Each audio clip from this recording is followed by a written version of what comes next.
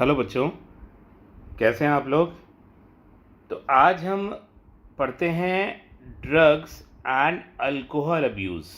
ठीक है, इसमें हम एनसीईआरटी से पढ़ेंगे, साथ ही साथ जो इम्पोर्टेंट पॉइंट्स हैं वो भी आपको इसमें बता दिए जाएंगे अलग से। ठीक है, ताकि एग्ज़ाम में इंश्योर करें कि इन पॉइंट्स के बाहर से कोई क्वेश्चन ना आए।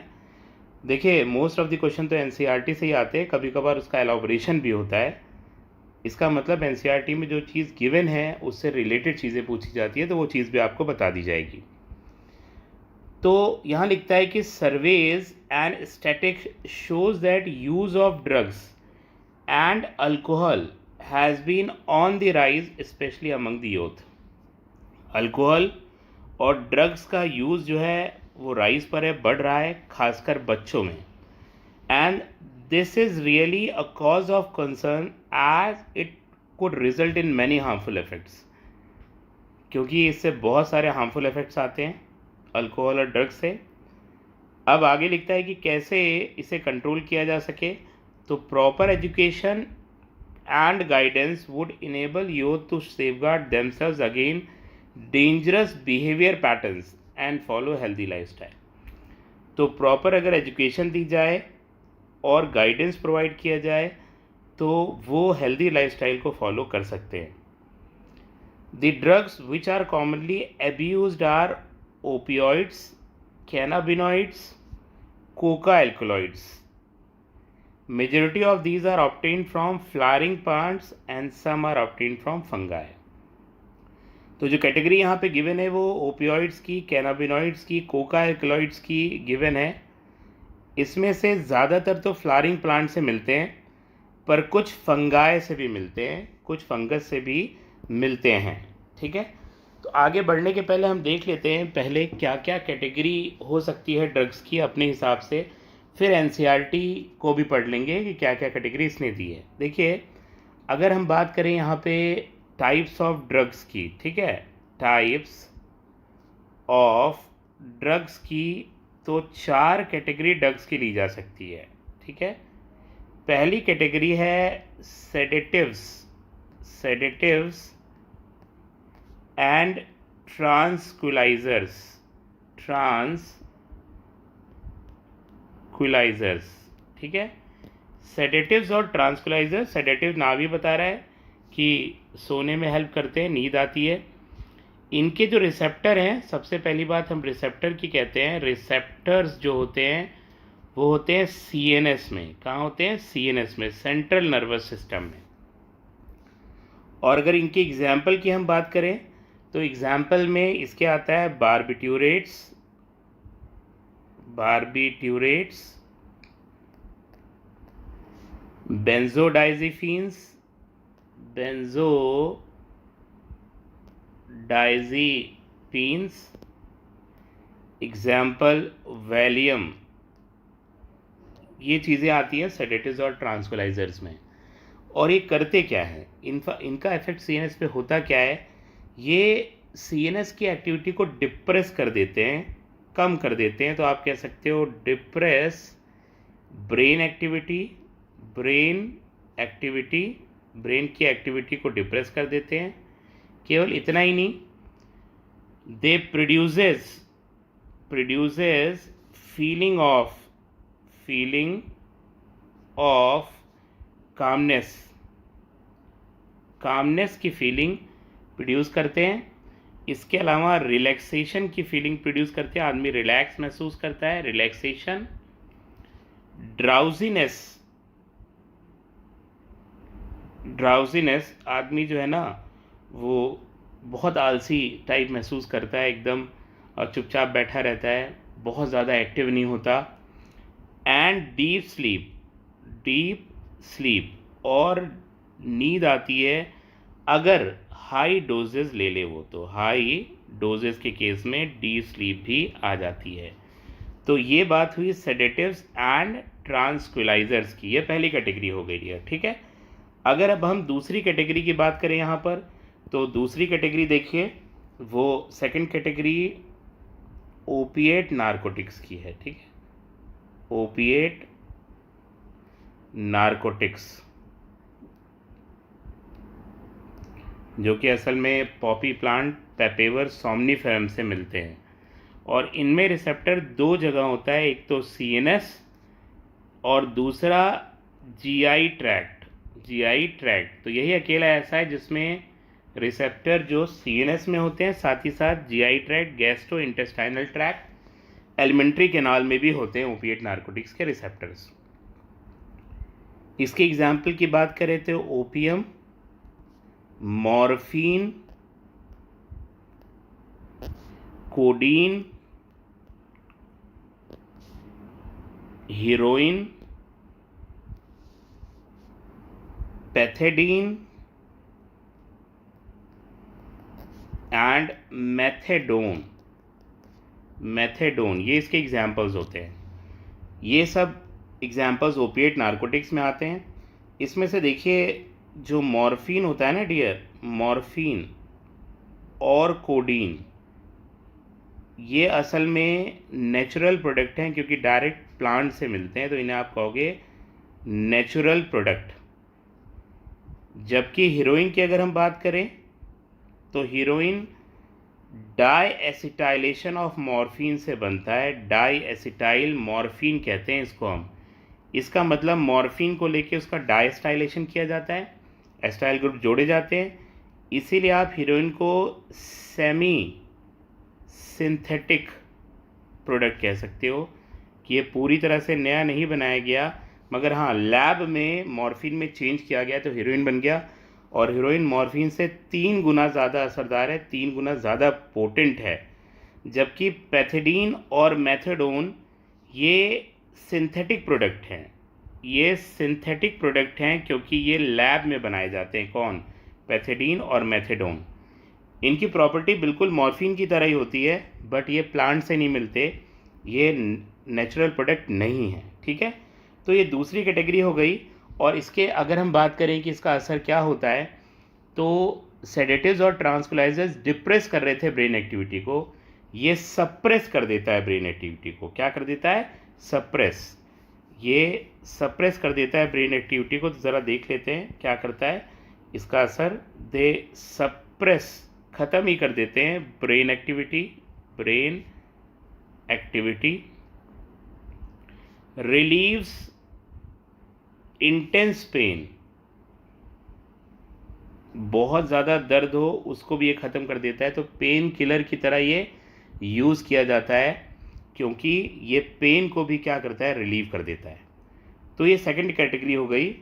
अब थर्ड कैटेगरी की बात करते हैं। तो जो थर्ड कैटेगरी है डियर, वो है स्टिमुलेंट्स की। स्टिमुलेंट्स, ये स्टिमुलेंट्स का रिसेप्टर भी सीएनएस में होता है। और इसके एग्जाम्पल की अगर आप बात कीजिए तो कैफ़ीन, जो आप जानते हो कॉफ़ी में होता है। इसके अलावा एम्फीटेमीन्स, ये असल में एंटी स्लीप पिल्स में यूज़ होता है, जो जागने के लिए इस्तेमाल किया जाता है। और इसके अलावा कोकेन, जो सबसे इम्पॉर्टेंट है, जिसके बारे में एनसीईआरटी भी बात करेगा। ठीक है, तो कोकेन सबसे इम्पॉर्टेंट है। अब ये स्टिमुलेंट है, नाम ही बता रहा है।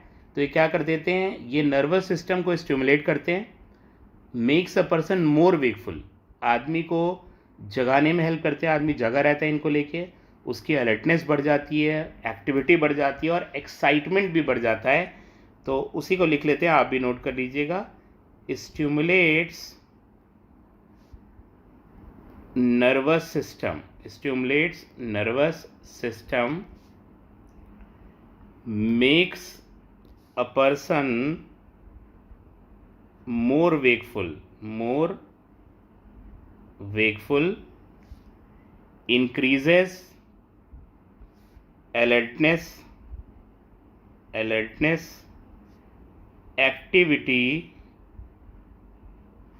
and produce excitement। इसके अलावा एक्साइटमेंट को भी प्रोड्यूस करता है। ये स्टिमुलेंट की खासियत है। ठीक है, और अगर चौथी कैटेगरी की हम यहाँ पे बात करें, फोर्थ कैटेगरी की, तो फोर्थ कैटेगरी में आता है आपके हेलोसिनोजेंस। हेलोसिनोजेंस के रिसेप्टर्स अगेन होते हैं सीएनएस में। ठीक है, और इसके एग्जांपल्स की अगर आप बात कीजिए तो LSD, ये असल में lysergic acid di ethyl amide होता है। ये फंगस से मिलता है।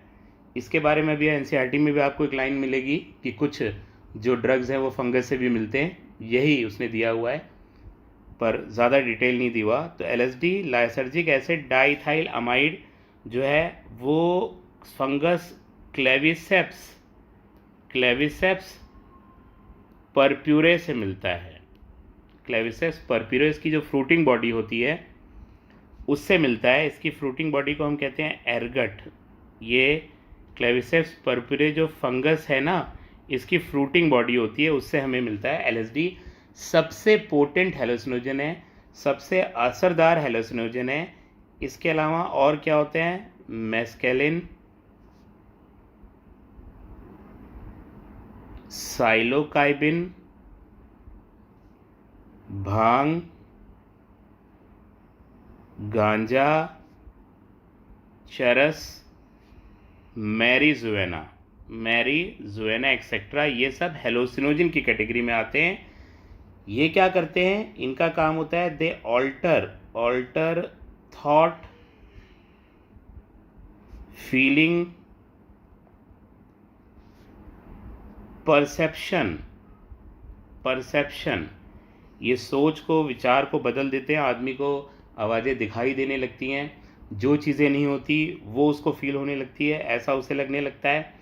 इसके अलावा ये हेलोसिनेशन प्रोड्यूस करते हैं। हेलोसिनेशन का मतलब वही हुआ कि जो चीज़ें नहीं हैं वो आदमी को दिखाई देने लगती हैं, वो आदमी को फील होने लगती हैं। तो डियर, ये 4 कैटेगरी हैं। ये 4 कैटेगरी हो गई किसकी? इन ड्रग्स की। अब ज़रा देखते हैं कि NCERT क्या बात लिखता है। ठीक है, सबसे पहले NCERT ने ओपियोइड्स के बारे में लिखा हुआ है। ओपियोइड्स, अभी हमने बात की थी ओपिएट नारकोटिक्स की, मॉर्फिन, कोडीन, हीरोइन उसमें आते हैं।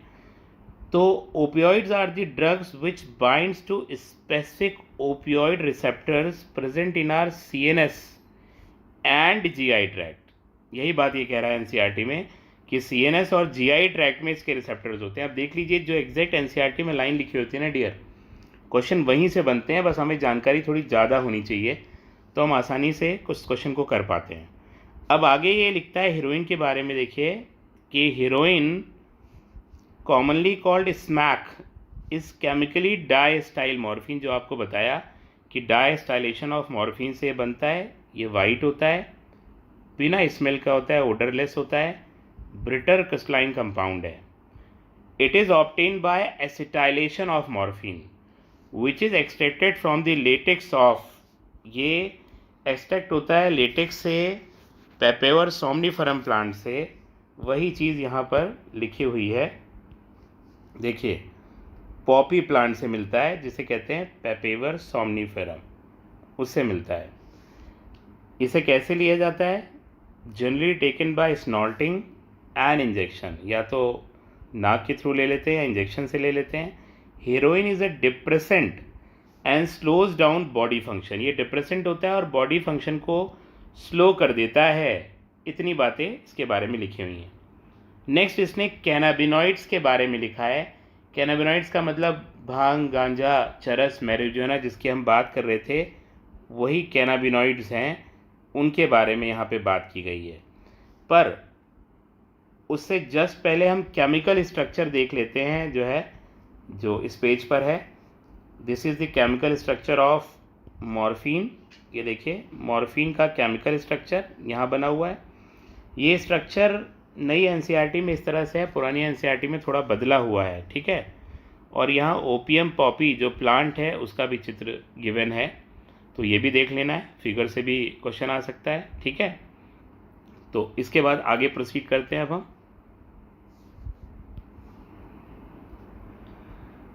हम कैनाबिनॉइड्स पे थे, तो again coming to cannabinoids are group of chemicals which interact with cannabinoid receptor present principally in brain। इसके रिसेप्टर कहाँ पे होते हैं? मोस्टली ब्रेन में। ठीक है, natural cannabinoids are obtained from inflorescence of plant cannabis sativus. जो कैनबिस सटाइवस होता है उसके इन्फ्लोरेसेंस से मिलते हैं, मगर कई सारे तरह के कैनाबिनॉइड्स हैं और अलग अलग प्लांट से मिलते हैं। The flower tops, leaves, resin of cannabis plant are used for various combination to produce marijuana, hashish, चरस, गांजा। तो अलग अलग पार्ट जो है अलग अलग कैटेगरी की चीज़ें बनाने में हेल्प करते हैं। जैसे कि लीव्स आप जानते हो पीस ली जाती है तो भांग उससे प्रोड्यूस होती है जिसे ठंडई कहा जाता है, और भोलेनाथ के पूजा में जो है इसको ठंडई के रूप में पिया जाता है। कई लोग इतना ज़्यादा कंज्यूम कर लेते हैं कि उन्हें भगवान शंकर जी के भी दर्शन हो जाते हैं, पार्वती जी के भी हो जाते हैं, भगवान गणेश जी के भी हो जाते हैं, ऐसा वो लोग बताते हैं, क्योंकि ये हेलुसिनोजिक प्रॉपर्टी शो करते हैं, हेलुसिनेशन कॉज करते हैं। ठीक है, जनरली टेकन बाय इनहेलेशन, इनको इनहेल करते हैं जनरली, और ओरल इंजेक्शन जैसे कि पीते हैं, जब भी बात हो रही थी भांग की। These are known for their effects on cardiovascular system. देखा आपने कितनी इंपॉर्टेंट बात है। हाँ, हेलुसिनोजेंस होते हैं मगर ये कार्डियोवैस्कुलर सिस्टम पे असर डालते हैं बहुत ज़्यादा। तो आपको याद कर लेना है कि कार्डियोवैस्कुलर सिस्टम पे असर डालने वाला ये कैनाबिनॉइड्स है। ठीक है, नेक्स्ट पेज पे ये कैनाबिनॉइड्स का स्ट्रक्चर गिवन है, skeletal structure of cannabinoid molecule. इसमें ये बेंजीन रिंग दिखाई दे रही है हमें, इस तरह से बेंजीन रिंग है। इसमें 3 डबल बॉन्ड जो होते हैं, यहाँ OH ग्रुप है, इधर भी OH ग्रुप है, और ये स्ट्रक्चर है। कुल मिला के आपको स्ट्रक्चर बनाना नहीं है, याद रख लीजिएगा, देख लीजिए, पहचान लीजिए, ताकि आसानी से आप इसे पढ़ सकें। यहाँ लीव्स ऑफ कैनबिस सटाइवस भी दिखाई गई है जिससे कि भांग बनता है। ठीक है, नेक्स्ट कैटेगरी अब इन्होंने जो ली है वो कोकेन की ली है, जो आपको बताया था कोका एल्कलॉइड्स के बारे में। कोका एल्कलॉइड्स और cocaine is obtained from coca plant Erythroxylum coca, native to South America. असल में ये साउथ अमेरिकन श्रब है इराइथ्रोजाइलन कोका, उसी से ये कोकेन ऑब्टेन्ड होता है। और लिखा है कि it interferes with transport of neurotransmitter. देखिए, डोपामीन के ट्रांसपोर्ट को इनहिबिट करता है ये, इसके डोपामीन ट्रांसपोर्ट को इनहिबिट करता है। इसका भी रिसेप्टर CNS में होता है, और डोपामीन ट्रांसपोर्ट को ये इनहिबिट कर देता है, और तभी ये स्टिमुलेंट का काम करता है। कोकेन कॉमनली कॉल्ड कोक और क्रैक इज़ यूजली स्नॉर्टेड, इसको यूजली स्नॉर्ट करते हैं। कोक या क्रैक भी इसे कहा जाता है। ठीक है, और it is a potent stimulating, it has a potent stimulating action on CNS। ठीक है, इसको देख लेते हैं। तो देखिए, कोक या क्रैक स्नॉर्ट करते हैं और इसका पोटेंट स्टिमुलेटिंग एक्शन होता है CNS में, जो आपको बताया है, इसका रिसेप्टर सेंट्रल नर्वस सिस्टम में होता है। Producing a sense of euphorbia and increase energy, इसमें एनर्जी इंक्रीज लगती है क्योंकि ब्रेन के सिस्टम को बढ़ा देता है, एक्साइटमेंट बढ़ा देता है, ब्रेन बहुत तेज़ काम करने लगता है। मगर एक बहुत इंपॉर्टेंट लाइन आ रही है, excessive dosage of cocaine causes hallucination. देखियो, हेलुसिनेशन की कैटेगरी में नहीं है कोकेन, उसकी कैटेगरी अलग से हमने बताई है आपको, मगर अगर ज़्यादा कोकेन को ले लिया जाए तो वो भी हेलुसिनेशन कॉज करती है। ठीक है, ये बड़ी इंपॉर्टेंट बात है कि किसका एक्सेस डोसेज वो हेलुसिनेशन कॉज करता है। Other well known plants with hallucinogenic properties are atropa belladonna, इसकी भी हेलुसिनोजेनिक प्रॉपर्टी होती है। और धतूरा, ये तो जानते होंगे, हमारे इंडिया में बहुत कॉमन है, इसके भी जो प्रोडक्ट्स हैं वो हेलुसिनोजन कॉज करते हैं। These days cannabinoids are also being abused by some sport person. देखा आपने, कैनाबिनॉइड्स इसके पहले पढ़ा, कैनाबिनॉइड्स के बारे में इसने यहाँ पे एक लाइन दे दी। ये कोकेन के बारे में नहीं हो रही, कैनाबिनॉइड्स के बारे में हो रही कि कैनाबिनॉइड्स आजकल कुछ स्पोर्ट पर्सन एब्यूज़ भी करते हैं। तो बहुत कॉमन क्वेश्चन है कि स्पोर्ट पर्सन किस चीज़ का एब्यूज़ करते हैं, कैनाबिनॉइड्स का। यहाँ पर ये धतूरा की फ्लावरिंग ब्रांच है, तो ये चित्र भी याद रखना है। अगर मान लीजिए आता है फिगर तो आपको पता होना चाहिए कि कौन सा प्लांट है, क्योंकि वो प्लांट दे देगा और पूछ लेगा उसके बारे में कोई चीज़ कि ये जो ड्रग प्रोड्यूस करता है उसकी प्रॉपर्टी कैसी होती है। तो आप जानते हो धतूरा की प्रॉपर्टी क्या होती है, यहाँ लिखा हुआ है धतूरा, ये हेलुसिनोजेनिक प्रॉपर्टी शो करता है। तो ये एक फिगर दे दिया उन्होंने और पूछा कि कैसी प्रॉपर्टी शो करता है, तो आप बता देंगे। इसके बाद सेडेटिव्स वाली कैटेगरी को भी यहाँ डिस्कस किया है। Drugs like barbiturates, amphetamines, benzodiazepines and other similar drugs that are normally used in medicine to help patient cope with mental illness। तो ये सब mental illness में यूज़ होते हैं, जिसमें से आप जानते हो बारबिट्यूरेट सेडेटिव्स और ट्रांसक्वाइजर का काम करता है, नींद लाने के काम आता है। कई लोगों को नींद नहीं आती तो उनको मेंटल डिसीजेज हो जाती हैं, तो ये नींद अगर आएगी तो उनकी मेंटल इलनेस ठीक हो जाएगी। ऐसे ही बेंजोडाइजिफिन भी वही है। एम्फीटेमिन्स, ये तो जागने में हेल्प करता है क्योंकि स्टिमुलेंट होता है। और इसी तरह के कई सारे ड्रग्स मेडिसिन में यूज़ किए जाते हैं mental illness like depression, insomnia, नींद ना आना, आर ऑफन अब्यूज। पर लोग इसका जो है ना अब्यूज़ करते हैं, इसके आदी हो जाते हैं कई सारे लोग। मगर अब पूछेगा कि कौन कौन से ड्रग मेंटल इलनेस में यूज़ होते हैं, तो आप जान रहे हो बारबिट्यूरेट्स, एम्फीटेमिन्स, बेंजोडाइजिफिन, कुछ और सिमिलर ड्रग वो mental illness like depression, insomnia, इनको दूर करते हैं और इनको भी अक्सर लोग अब्यूज़ करते हैं। अब देखिए ये वापस से ना ओपिएट नार्कोटिक की कैटेगरी पे आ गया एनसीईआरटी। फिर इसने मॉर्फिन की चर्चा कर दी कि morphine is very effective sedative and pain killer. इससे नींद भी आती है और ये पेन किलर है, बहुत इफेक्टिव है।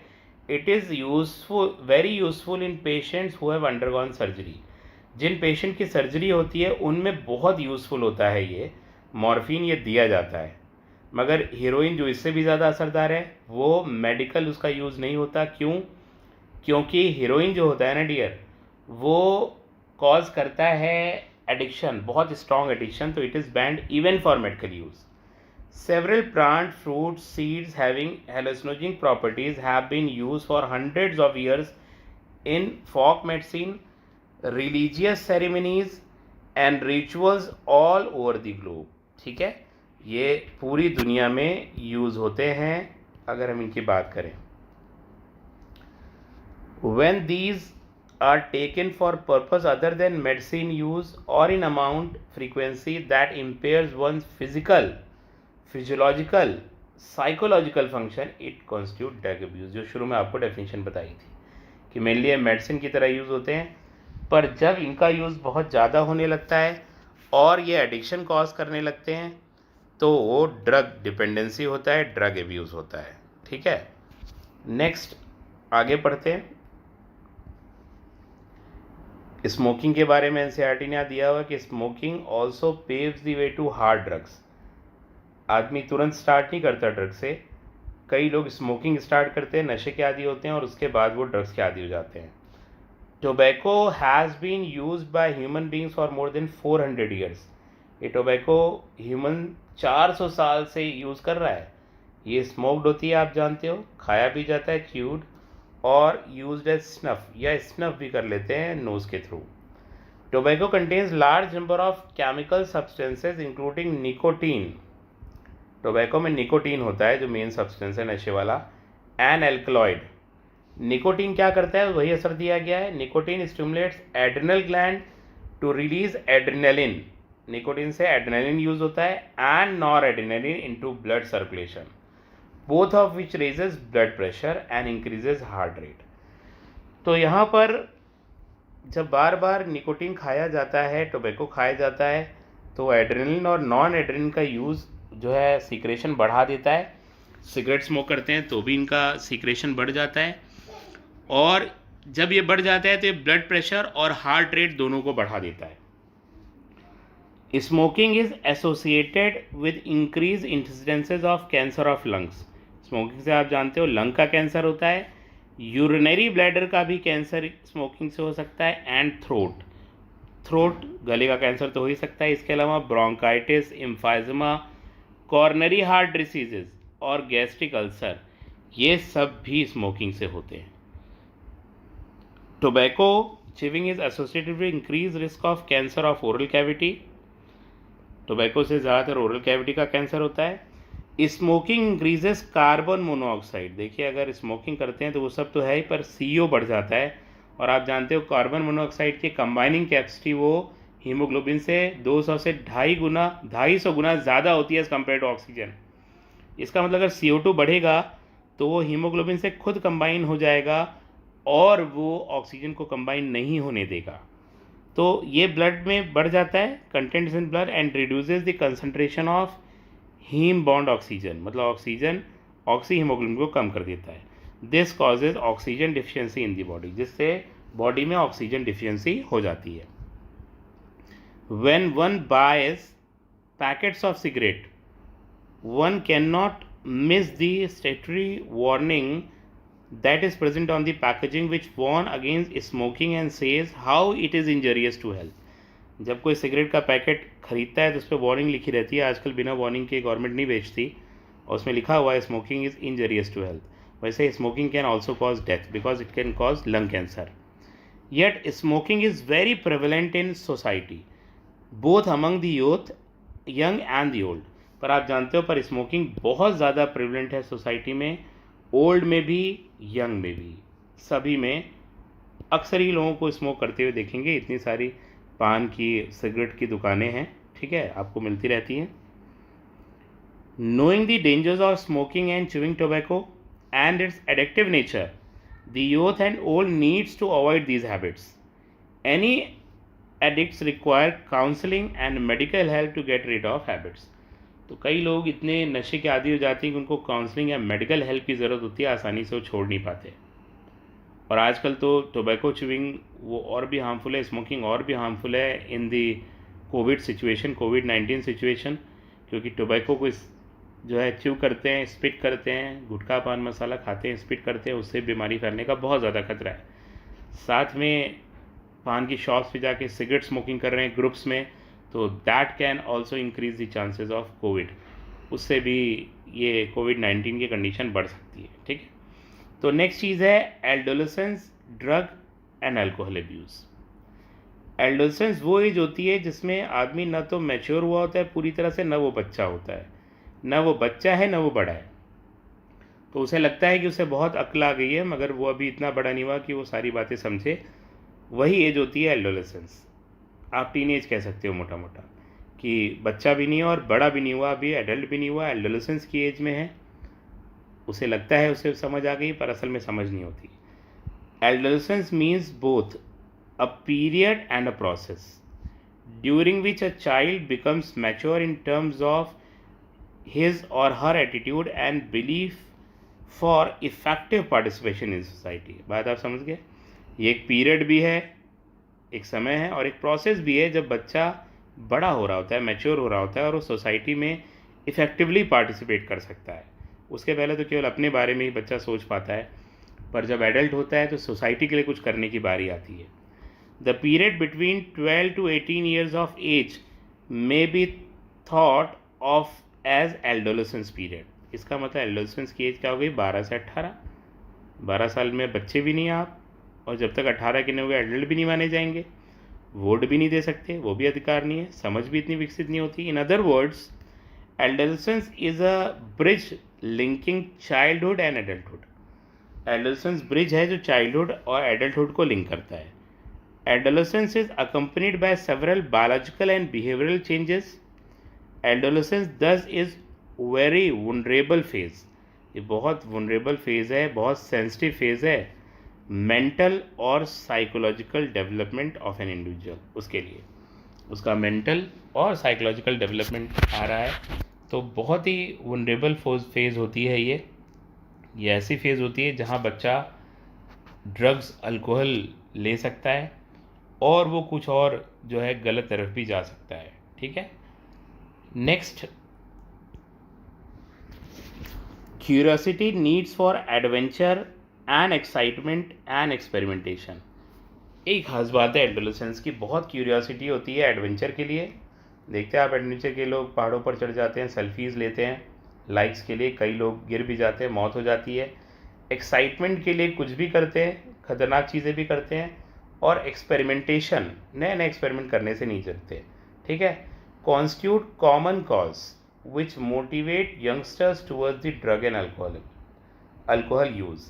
तो एक्साइटमेंट के लिए, नए एक्सपेरिमेंट के लिए, एडवेंचर के लिए ही बच्चा ड्रग या अल्कोहल का यूज़ करता है। ये चाइल्ड की नेचुरल क्यूरियोसिटी होती है। Child natural curiosity motivates him or her to experiment.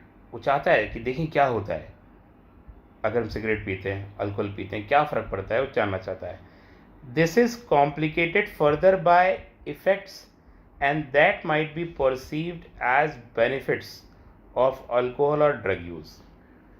क्या होता है कि ये और कॉम्प्लिकेट हो जाता है अगर ड्रग्स और अल्कोहल को बच्चा लेने लगता है, ठीक है। Thus the first use of drug or alcohol may be out of curiosity and experimentation। इसका मतलब पहली बार आदमी ड्रग या अल्कोहल ना, वो क्यूरियोसिटी या एक्सपेरिमेंटेशन के लिए ही लेता है, बाद में उसका आदी हो जाता है। But later the child starts using these two escape facing problems. और बाद में लोग ना प्रॉब्लम से बचने के लिए इन चीज़ों का यूज़ करते हैं। ये बहुत बड़ा कारण है। लोग कहते हैं कि ये प्रॉब्लम है, वो प्रॉब्लम है, and they are consuming alcohol and saying, depicting they have got the problem. The problem cannot be solved by drugs or alcohol. It can be solved only when you face the problem bravely. आप brave होकर उस problem को solve करते हैं तभी solve होगी, alcohol और drug से सॉल्व नहीं हो सकती।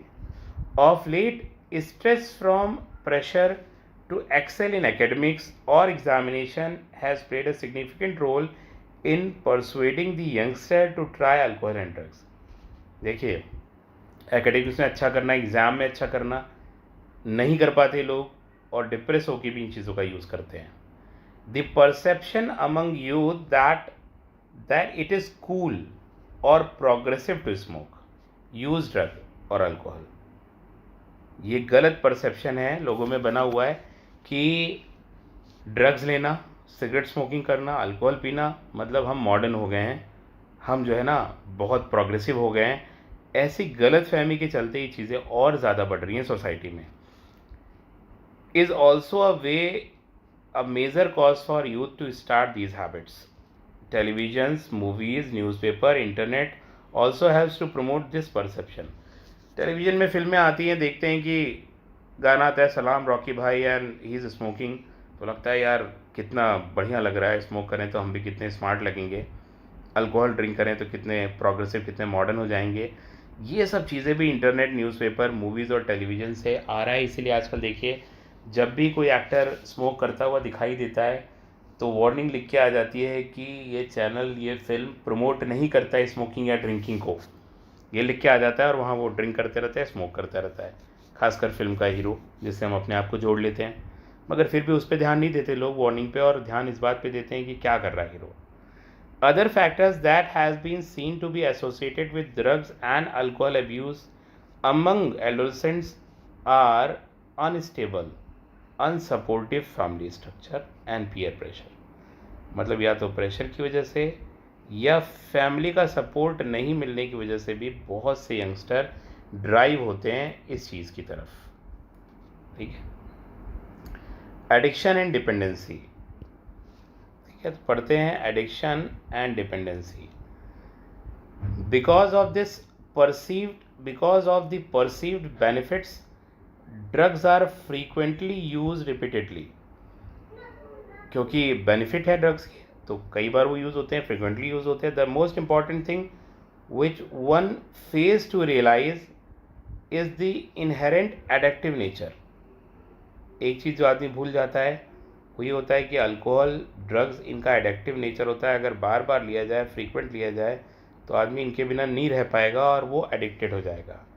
Addiction is psychological attachment to certain effects such as euphoria, temporary feeling of well being associated with drugs and alcohol. देखिए, जो इफ़ेक्ट्स हैं वो साइकोलॉजिकल हैं, मेंटल हैं, उसके कई सारे इफेक्ट होते हैं। आदमी को अच्छा फील होता है, थोड़ी देर के लिए वो सोचता है कि मैं बढ़िया हो गया, और इसीलिए इन चीज़ों का वो यूज़ करता है। These drive people to take them even when these are not needed. वो तब भी ड्रग्स को लेता है जब उसको ज़रूरत नहीं होती, क्योंकि वो वेल बीइंग या उसके इफ़ेक्ट से एडिक्टेड होता है। और even when there use becomes self destructive. सबसे खतरनाक बात, जब उसे पता भी लग जाता है कि उसके लिए बहुत नुकसान कर रही है, तब भी वो इन चीज़ों को छोड़ नहीं पाता। ज़्यादातर चीज़ों का साइकोलॉजिकल इफेक्ट होता है। मगर देखिए ड्रग्स का केवल साइकोलॉजिकल नहीं होता, बॉडी पे भी इफ़ेक्ट होता है। अगर हम बात करें यहाँ पर जो है मॉर्फिन या हीरोइन की, मॉर्फिन या हीरोइन ना डियर, उनके जीआई ट्रैक्ट में भी रिसेप्टर हैं, तो आदमी जब छोड़ना चाहता है ना तो भी नहीं छोड़ पाता। उसमें मस्कुलर क्रैम्प्स होते हैं, जीआई ट्रैक्ट की मसल वो घूमने लगती हैं और बहुत पेन होता है अगर आदमी के पास ये ड्रग्स अवेलेबल ना हो। और कई केसेस में तो अगर ये ड्रग्स नहीं मिलते तो आदमी मर भी जाता है। तो केवल साइकोलॉजिकल नहीं, इसका इफेक्ट देखिए बॉडी पे पड़ रहा है, रिसेप्टर्स डिमांड कर रहे हैं उस चीज़ की। अगर आदमी हाईली एडिक्टिव हो जाता है तो यहाँ साइकोलॉजिकल है, नो डाउट साइकोलॉजिकल इफेक्ट तो है ही सबसे बड़ा, परंतु ड्रग्स का इफेक्ट ना वो साइकोलॉजिकल के साथ साथ बॉडी भी शो करने लगती है और आदमी चाहते हुए भी नहीं छोड़ पाता। उसको मेडिकल काउंसलिंग चाहिए होती है, उसको प्रॉपर अटेंशन चाहिए होता है, फैमिली का सपोर्ट चाहिए होता है।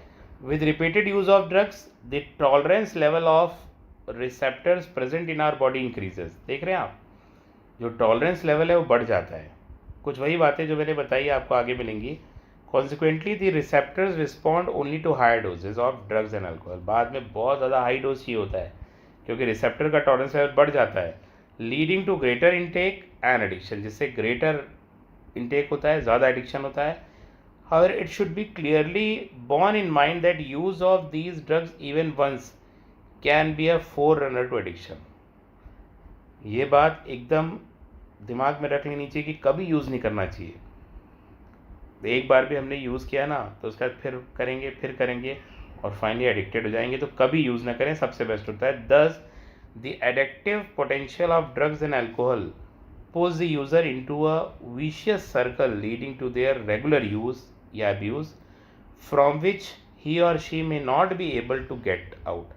एक बार इस चक्कर में फंसे ना, इस सर्कल में फंसे तो वापस बाहर नहीं आ पाता आदमी आसानी से। In the absence of any guidance, counseling, the person gets addicted and become dependent on their use. और आदमी पूरी तरह से इन पे डिपेंडेंट हो जाता है डियर। ठीक है, तो आगे बात करते हैं।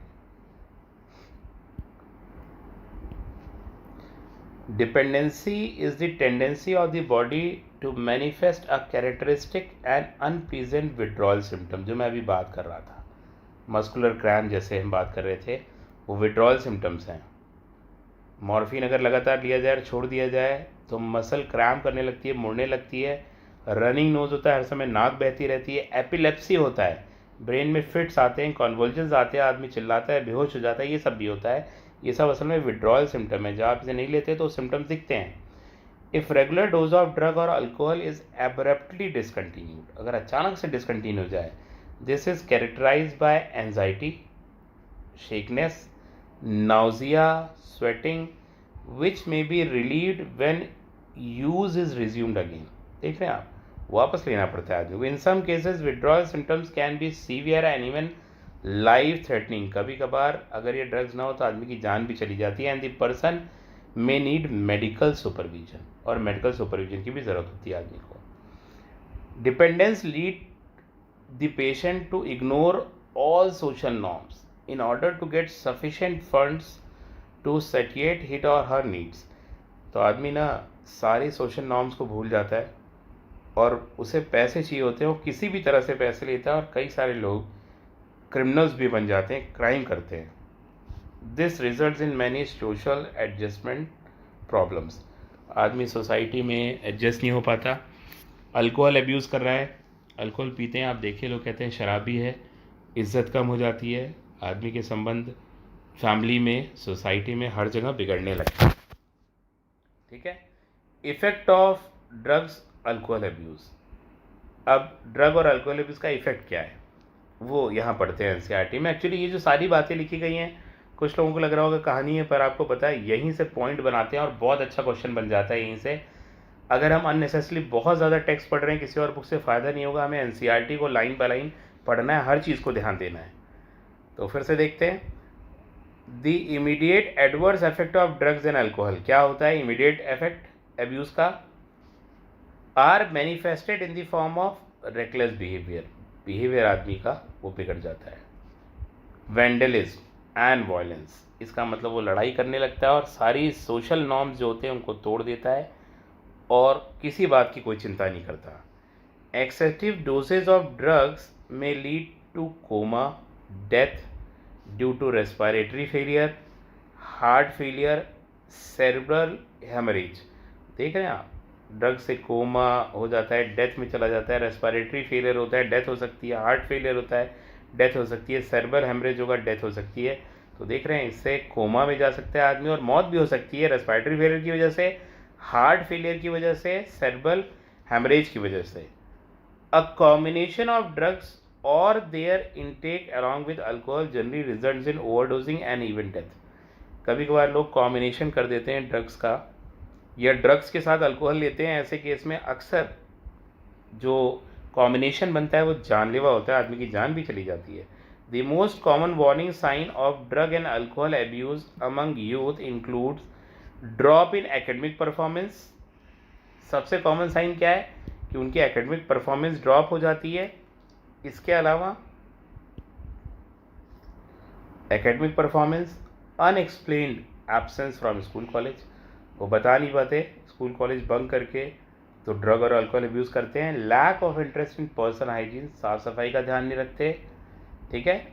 विड्रॉयल, लोगों से अलग हो जाते हैं, आइसोलेट हो जाते हैं, डिप्रेशन में चले जाते हैं, फैटीग, कमज़ोरी आ जाती है, जगह जगह शरीर में दर्द होने लगता है लगातार अगर वो अल्कोहल इंटेक कर रहे हैं। एक्सेसिव अल्कोहल इंटेक से मस्कुलर पेन भी होता है। एग्रेसिव हो जाते हैं, गुस्से में रहते हैं, रेबिलियस नेचर के हो जाते हैं, हर चीज़ को जो है अपने हिसाब से करना चाहते हैं, पेरेंट की बात नहीं मानते, उनका रेबिलियस बिहेवियर हो जाता है, विरोधात्मक जो है। डिटोरेटिंग रिलेशनशिप ख़त्म होती है, उनकी फैमिली से ख़राब होती चली जाती है, फ्रेंड से। Loss of interest in hobbies रोक देते हैं। Change in sleeping and eating habits, सोने की, खाने की हैबिट भी चेंज हो जाती है। Fluctuations in weight and appetite, भूख मर जाती है लोगों की, खाते नहीं है, वेट किसी केस में कम, किसी में ज़्यादा भी हो जाता है, ठीक है। There may even be some far reaching implications of drug and alcohol. ये तो इमीडिएट इफेक्ट आपने देखे, कई सारे फार रीचिंग इम्प्लीकेशंस भी हैं ड्रग और अल्कोहल अब्यूज़ के। If an abuser is unable to get money to buy drugs alcohol, he or she में टर्न टू स्टीलिंग, चोर बन जाता है आदमी। The adverse effects are just not restricted to the person who is using drug or alcohol. At time, a drug alcohol addict becomes the cause of mental and financial distress to his or entire family and friends. केवल अपने लिए नहीं बल्कि पूरी family और friends के लिए भी ये कॉज ऑफ कंसर्न बन जाता है और उनकी फाइनेंशियल प्रॉब्लम्स का भी कंसर्न बन जाता है, ठीक है। Those who take drugs intravenously, जो ड्रग्स वेन्स में लेते हैं, जैसे कि direct injection into the veins using a needle and syringe, they are more likely to acquire serious infection like AIDS and hepatitis B. अगर सेम सिरिंजेस का इस्तेमाल करेंगे, किसी में एड्स या हेपेटाइटिस बी है तो वो उस पर्सन को भी हो जाएगा जो उसको यूज़ कर रहा है। तो ये एक और बहुत बड़ा खतरा है, खासकर इंट्रावीनस ड्रग यूज़र्स में एड्स बहुत ज़्यादा पाया जाता है। The virus which are responsible for these diseases are transferred from one person to another by sharing of infected needles and syringes. Both AIDS and hepatitis B infections are chronic infections and ultimately fatal. Chronic का मतलब होता है जो धीरे धीरे होते हैं और फाइनली ये जान ले लेते हैं, अल्टीमेटली फेटल हैं, तो जान जाने का भी खतरा है। ये फार इम्प्लीकेशंस है। Both can be transmitted through sexual contact और इन्फेक्टेड ब्लड, मतलब सीरिंजेस से। The use of alcohol during adolescence may also have long-term side effects. It could lead to heavy drinking in adulthood. The chronic use of drugs and alcohol damages nervous system and liver. तो nervous system को भी ये drugs और alcohol affect करते हैं और साथ ही साथ लीवर को भी अफेक्ट करते हैं, सिरोसिस हो जाता है। The use of drugs and alcohol during pregnancy is also known to adversely affect the foetus. देखिए, फीटल अल्कोहल सिंड्रोम कहते हैं उसको। अगर प्रेगनेंसी में फीमेल अल्कोहल का कंजम्पशन कर रही है तो ऐसे केस में बच्चे के पुअरली फॉर्म्ड कॉन्के होते हैं।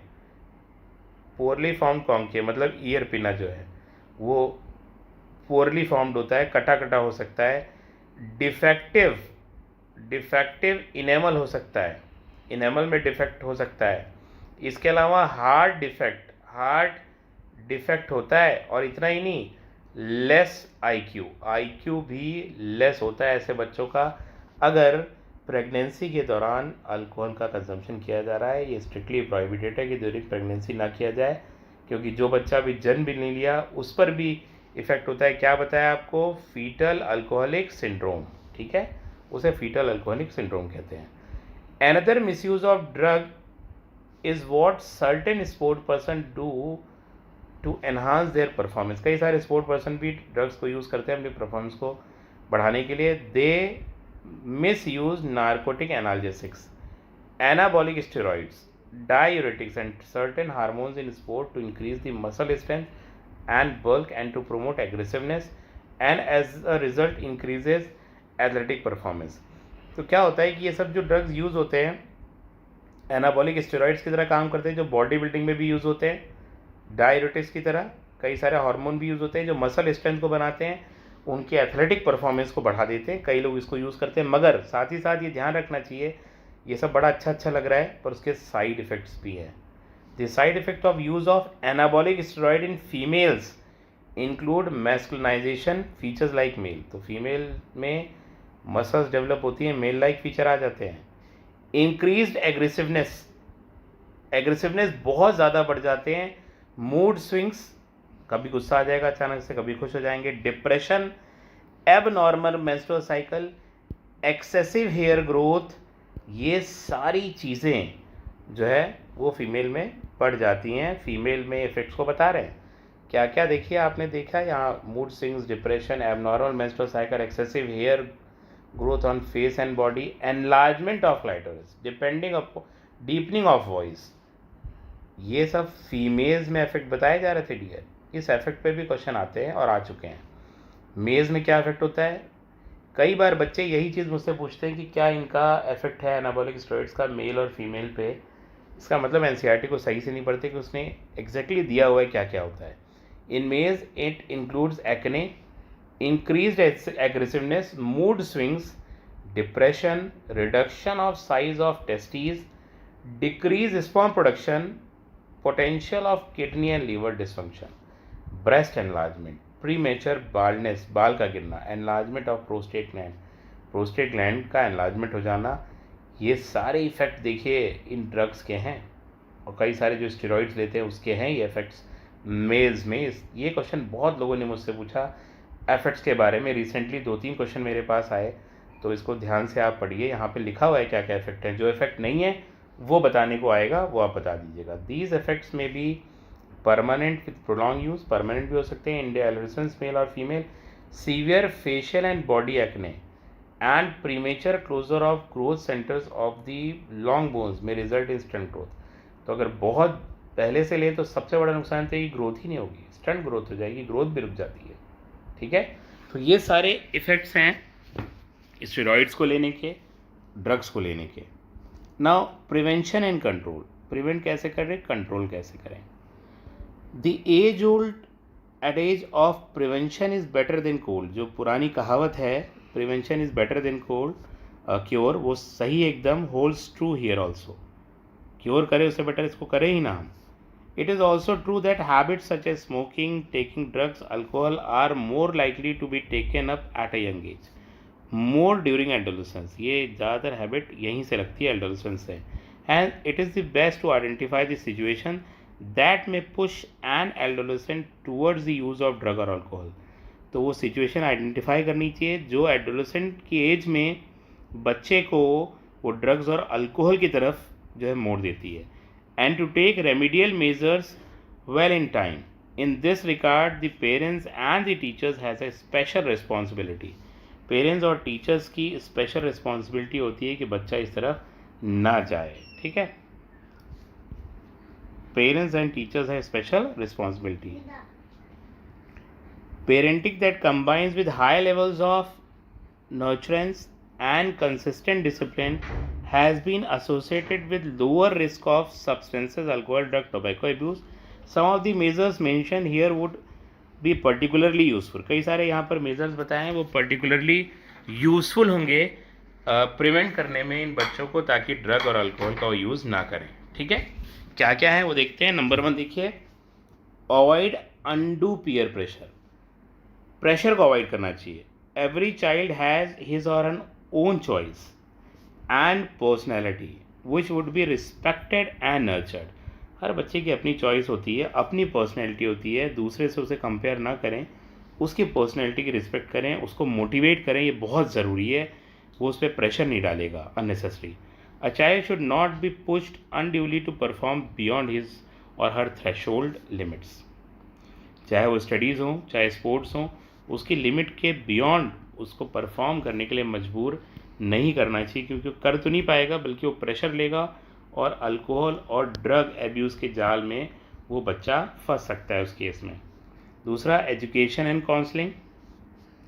एजुकेशन दी जाए, काउंसल किया जाए him or her to face problems and stresses and to accept disappointments and failure as a part of life. और इस बात को एक्सेप्ट किया जाए कि डिसअपॉइंटमेंट्स होते हैं और फेलियर भी होता है लाइफ में, that is a part of life, वो आता जाता रहेगा। It would also be worth while to channelize the child energy into healthy pursuits like sports, reading, music, yoga and other extra curricular activities. बच्चे की एनर्जी को खेल कूद में, रीडिंग में, म्यूज़िक में, योगा में और दूसरी पढ़ाई के अलावा जो एक्टिविटीज़ हैं उसमें लगाया जाए, तो वो अपनी एनर्जी का यूज़ अल्कोहल और ड्रग्स में नहीं लगाएगा। Seeking help from parent and peers. Help from parent and peers should be sought immediately. Parent और जो रिश्तेदार हैं और जो आपका अच्छा चाहते हैं, उनसे हेल्प ली जाए अगर ऐसी कोई दिक्कत आती है, so that they can guide appropriately, वो आपको अच्छी तरह से गाइड करें। Help may even be sought from close and trusted friends. Besides getting proper advice to sort out their problems, this would help young to when they are feeling of anxiety and guilt. बच्चा अगर सबसे सलाह मशवरा करेगा, parent बच्चे से जो है फ्रेंड की तरह बिहेव करेंगे, सबसे पहला तो पेरेंट ही होता है, तो उससे अपनी फीलिंग शेयर करेगा और इससे उसे अगर कहीं असफलता मिली है तो उस गिल्ट से दूर होगा, एंजाइटी से दूर होगा और अल्कोहल और ड्रग की तरफ नहीं जाएगा। Looking for danger signs. Danger signs को देखना। Alert parents and teacher need to look for and identify the danger sign discussed above. इन सारे साइंस को देखना है कि बच्चा कहीं वो डिप्रेशन में तो नहीं जा रहा, वो कहीं जो है दुखी तो नहीं है, फैमिली से कट तो नहीं रहा, ये सब चीज़ें इसको देखना होगा। Even friends, if they find someone using drug और alcohol, should not be hesitated to bring this to the notice of their parents और टीचर्स। तो फ्रेंड को भी चुगली करनी चाहिए, बताना चाहिए टीचर को, पेरेंट को कि भैया ड्रग या अल्कोहल ले रहा है, क्योंकि तब वो बेस्ट फ्रेंड होंगे। In the best interest of the person concern, ये उसके इंटरेस्ट के लिए ज़रूरी होगा। Appropriate measure would then be required to diagnose the malady and the underlying causes। तो जो है डायग्नोज किया जाएगा कि क्या कारण है इसके पीछे और उसे ठीक किया जा सकता है। This would help in initiating proper remedial steps और ट्रीटमेंट। जो प्रॉपर रेमेडियल स्टेप्स में ट्रीटमेंट में हेल्प करेगा। Seeking professional and medical help. जब बहुत एडिक्शन होता है तो इसकी भी ज़रूरत पड़ती है, प्रोफेशनल और मेडिकल हेल्प लेनी पड़ती है। A lot of help is available in the form of highly qualified psychologist, psychiatrist and de addiction and rehabilitation programs to help individuals who have unfortunately got into the quagmire of drugs and alcohol abuse। जो इस चक्रव्यूह में फंस गए हैं drug और alcohol के, उन्हें मेडिकल प्रोफेशनल, साइकेट्रिस्ट, साइकोलॉजिस्ट ये सब निकाल सकते हैं। With such help the affected individuals with sufficient effort, willpower and get rid of problems completely and lead a perfectly normal and healthy life। इस तरह से वो परफेक्टली नॉर्मल और हेल्दी लाइफ को जी सकता है। ठीक है डियर, तो ये सारी बातें हो गई ड्रग और अल्कोहल अब्यूज़ के बारे में।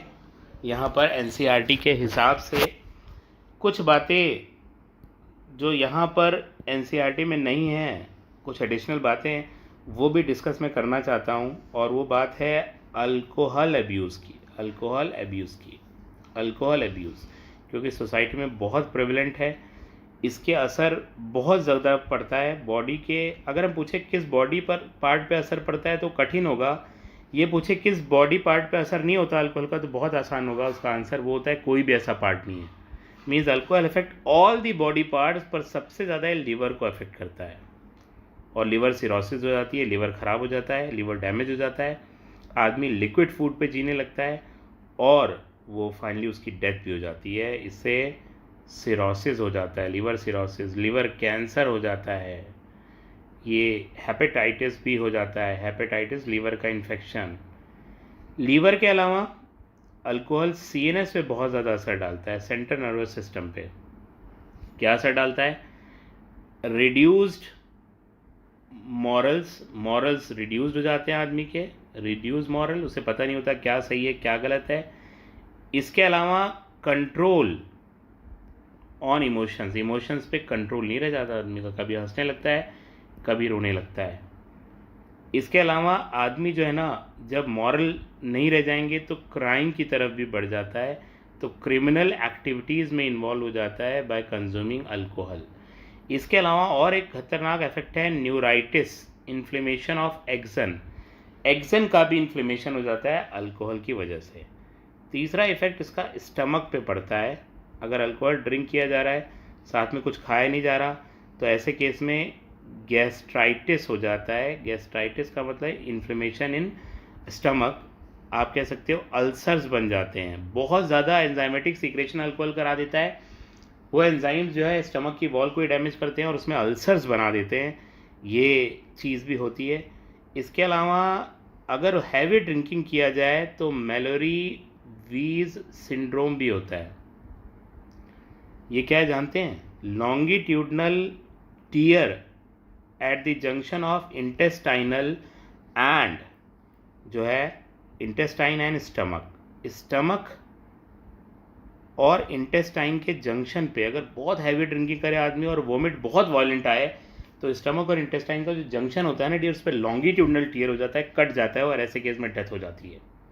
तो ये भी बहुत जो है बुरा इफेक्ट है, डेथ कॉजिंग इफेक्ट है अल्कोहल का। ठीक है, स्टमक के बाद अगर हम बात करें तो किडनी पे भी इफेक्ट पड़ता है। किडनी पे इफेक्ट क्या पड़ता है कि एडीएच का सीक्रेशन वो कम हो जाता है, एंटी डायरेटिक हार्मोन, ये वाटर का एब्जॉर्प्शन करता है। जब हैवी ड्रिंकिंग करते हैं तो एडीएच का सीक्रेशन रुक जाता है, वाटर का एब्जॉर्प्शन नहीं होता और पर्सन को जो है ना वो फ्रीक्वेंट यूरिनेशन होता है और एक्सेसिव थर्स्ट होता है, बहुत ज़्यादा थर्स्ट फील होती है। ठीक है, इसके अलावा हार्ट पर भी इफेक्ट होता है। देखिए ये क्या करता है ना अल्कोहल, वो आरबीसी का साइज़ वो बढ़ा देता है, नंबर रिड्यूस कर देता है, तो इम्यूनिटी कम हो जाती है और साइज़ बढ़ने से असर भी कम हो जाता है। ठीक है, इसके अलावा ये तो आपको बताया था फीटल अल्कोहल सिंड्रोम, ये है फीटल अल्कोहल सिंड्रोम। अगर मदर कंज्यूम करती है ड्यूरिंग प्रेगनेंसी तो फीटस में डिफेक्टिव कॉन्की हो जाते हैं, defective enamel, defects in heart and less IQ, उन सभी को हम फीटल अल्कोहल सिंड्रोम कहते हैं। This is due to consumption of alcohol during pregnancy. अगर प्रेगनेंसी में अल्कोहल को कंज्यूम किया जाता है। मसल पेन भी होता है, उसे हम कहते हैं alcoholic myopathy, this is muscle pain. ठीक है, क्या है ये? Muscle pain, heavy alcohol drinking leads to muscle pain known as alcoholic myopathy. ठीक है डियर, तो ये चीज़ें अल्कोहल के बारे में एडिशनल आपको बता दी। इस तरह से ये टॉपिक क्या हो जाता है, फिनिश हो जाता है डियर। ठीक है।